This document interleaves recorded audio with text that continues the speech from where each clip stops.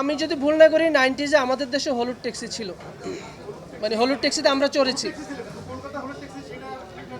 না, এখন বিষয়টা হচ্ছে ভাইয়া আমার দেশে আমার তো এই সুযোগ নাই যে আমি হলিউডের মতো বা আমি বলিউডের মতো একটা সেট ফেলে আমি পুরো সিনেমাটা করতে পারবো।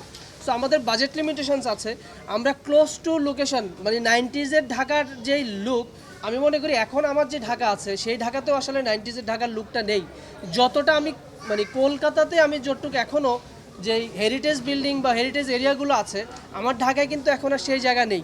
এবং আমি যদি পুরান ঢাকায় কাজ করতে যাই, আপনারাও জানেন যে সেই পরিবেশটা আসলে এখন নেই। সো কিছু কিছু জিনিস আসলে আমরা চাইলেও অ্যাভয়েড করতে পারবো না। হ্যাঁ, পারতাম, যদি হয়তো আমাদের হাতে অনেক সময় থাকতো, আমরা এগুলো সিজি করে অনেক চেঞ্জ করে দিতে পারতাম। সেখানে বাজেটের ইস্যু থাকে।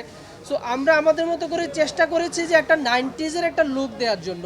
তো সেইখানে আমি মনে করবো যে এরকম ছোটোখাটো জিনিসগুলো দর্শক অন্তত আমাদেরকে ক্ষমা সুন্দর দৃষ্টিতে দেখবে, যে আমাদের বাজেট এবং সময় কিছু লিমিটেশনস আছে সেই জন্য।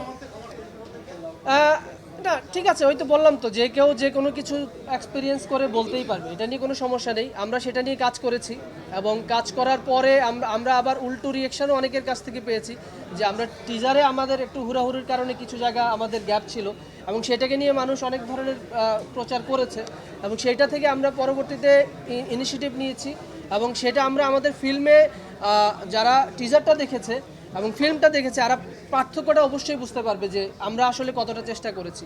আর সিজি আসলে এমন একটা জিনিস, যত সময় দিব তত বেশি পারফেকশন হবে। সো এখানে অজুহাত দেওয়ার কিছু নেই, বাট আমরা চেষ্টা করেছি আমাদের জায়গা থেকে ইমপ্রুভ করার জন্য এবং সেটা অনেকেই আমাদেরকে বলেছে যে না, সিনেমাতে আমরা অন্তত ওই জিনিসগুলো পাইনি, আগের চেয়ে অনেক বেটার এবং ভালো জিনিস পেই।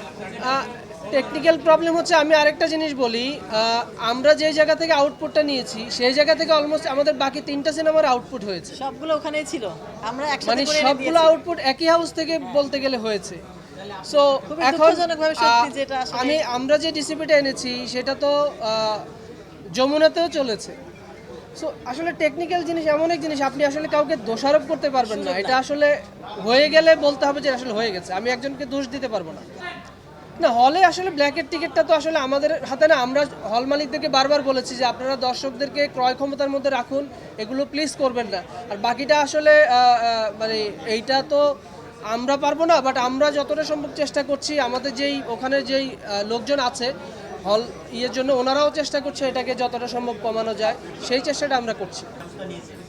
আমরা আমাদের মতো ব্যবস্থা নিয়েছি এবং অলরেডি আমরা হয়তো কালকেই আমরা একটা জিডিও করে রাখবো। সো আইনগত দিক থেকে যা যা করার সেগুলো আমরা করে রাখছি। সো বাকিটা আসলে ওই যে বললাম যে সব কিছু তো আমাদের নিয়ন্ত্রণে নেই।